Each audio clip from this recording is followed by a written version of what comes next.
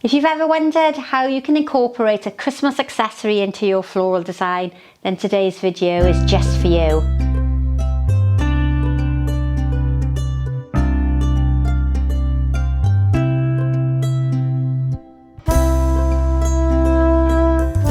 Welcome back to one of my quick videos ready for Christmas 2024. What do we think of my gingerbread house? Now, I have been shopping in Poundland. I know I keep saying it in every video, but I couldn't resist this one. If you're not part of the UK, you might think that Poundland is where everything is a pound, but this I think was about £4.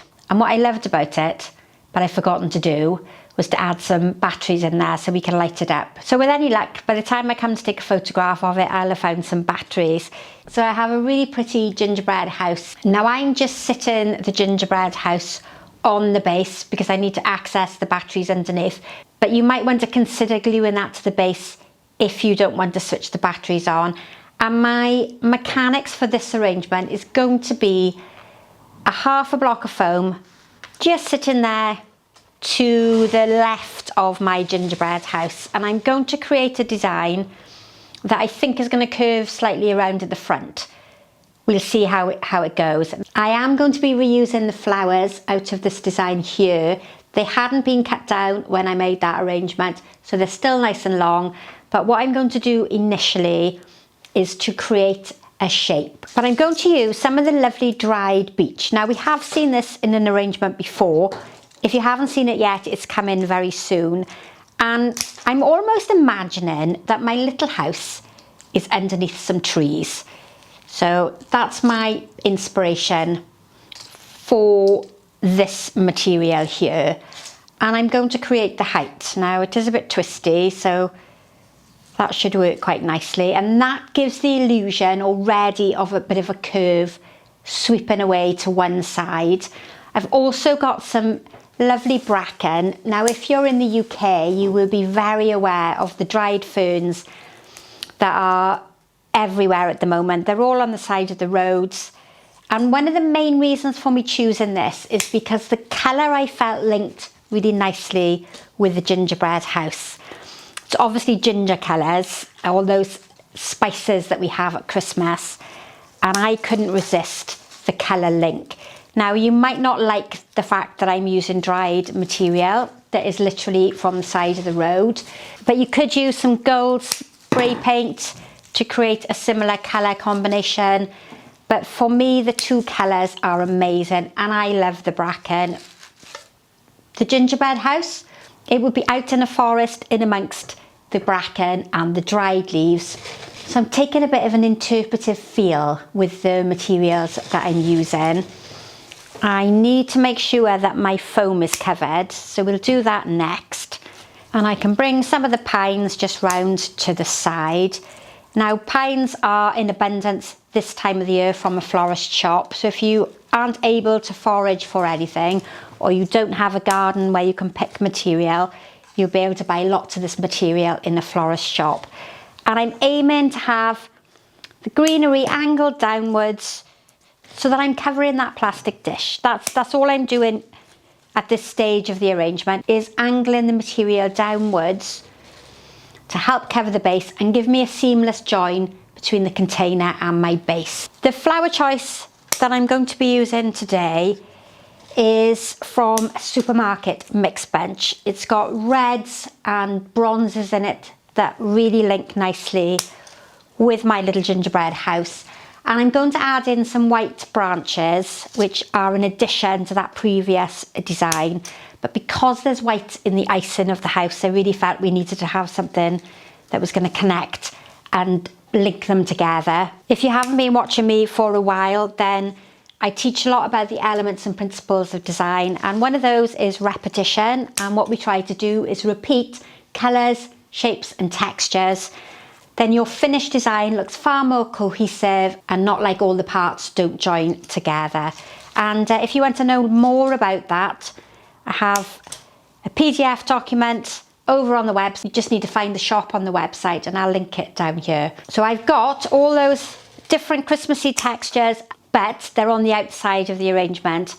So what I'm going to do now is connect them together, and that's a word you'll hear me use a lot. We need to connect what's on the outside to the middle of the arrangement as well. Otherwise we end up with arms on the outside and no colour towards the middle. So that gives me a lovely outline shape. I have height, I have width, and I have depth. And I've curved it slightly, so we're not hiding the house, but it becomes an integral part of the design. Now, just to give me some more additional height and to link the colour red, I've got these lovely pieces of cornice. So this is dogwood, and in the summer it has foliage on it, and in the winter you have this lovely red branch to admire. You can get this in a limey green as well, and that's going to help exaggerate the curve.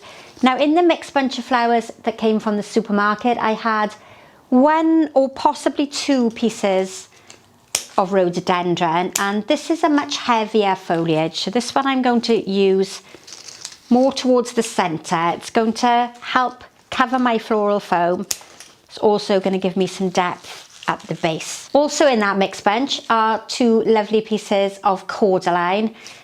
I'm going to use these, one a bit higher up in the arrangement towards the back and one a little bit towards the front. Again, I'm trying to spread out the colour and the texture quite evenly. I've got to be a little bit careful with that one because it's quite large and quite dominant, but I'm hoping by the time I've got my other bigger flowers in, it won't be quite so visually heavy. Now, the bunch of flowers only had 1 orange lily in it, so I'm going to use this in the focal point. This is going to give me a more dominant section, sort of 2/3 of the way down in my arrangement. Then I've got 2 little red roses, which are a different size to these bigger red roses. So I'm going to use the smaller ones on the outside because proportionally that looks better.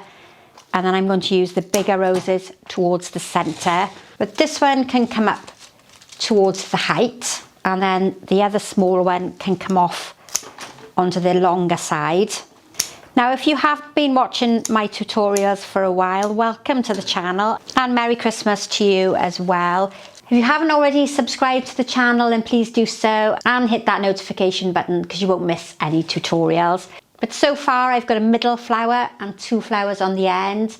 With the addition of my big chrysanthemum blooms, it's going to help link everything together. And arranging with flowers that are in 3s is far easier than flowers that are in 2s. Groups of 3 are far more pleasing to the eye. And this is a lovely tall flower, so I'm going to get that right up as tall as I possibly can, just alongside that rose. Deep enough into the foam that it's going to be stable and it's going to have an adequate supply of water. This one I feel is the bigger of the 2 that I've got left, so that's going to come more towards the middle, and this one is going to head down more towards the base. Now, these set of videos that I've been doing for this Christmas use the same flowers in 3 different arrangements. So what I'll do when this design is finished and it's been photographed, I will take it apart and I will make something else with it, just to show you how versatile flowers can be and how you can rearrange them to make very different designs. So I've got this staggered line down with the chrysanthemum blooms, but I've allowed space in the middle there for that lily to open. There's nothing worse than seeing an arrangement where that lily is squashed in the front and there's no room around it to open up. So that now will leave space on either side for that lily to fully develop and not to get damaged. And with the 3 larger roses, I can connect the 2 outer roses together so that there's a lovely colour link of all the shades of red. Now I'm going to move this one slightly in because it's a bit too far out on the left hand side. So let's get that cut a bit shorter. Nice cut on the bottom, and that one can pop in, not too close of course to that lily. Some of my greenery of my rose is hiding that house. So just by removing those few leaves, it's now made my gingerbread house more clear. Now, I mentioned in the beginning that I like a link between my accessory and my arrangement, and the only white that I've got without introducing another flower is the birch twigs. So I'm going to add these in as well, because now I've got that colour link with my house itself and the white won't become quite so dominant. The other option is that I could just spray a little bit of white snow over my fresh flowers. Again, it would give me a really lovely connection, and I might consider that and give you the two options in a photograph. My final flower from that mixed bunch is the wonderful Hypericum berry. This is obviously a red, but the Hypericum comes in such an array of colours. Now we have peaches, pinks, we have whites as well, and you might be lucky enough to have some of this growing in your garden. It might be dried now, but you could easily use it in an arrangement to give you quite a natural feel. And this final one is just going to pop onto the right side. I do have just a few little bits of the foam showing from the front, so I'm going to tuck in some more of the bracken.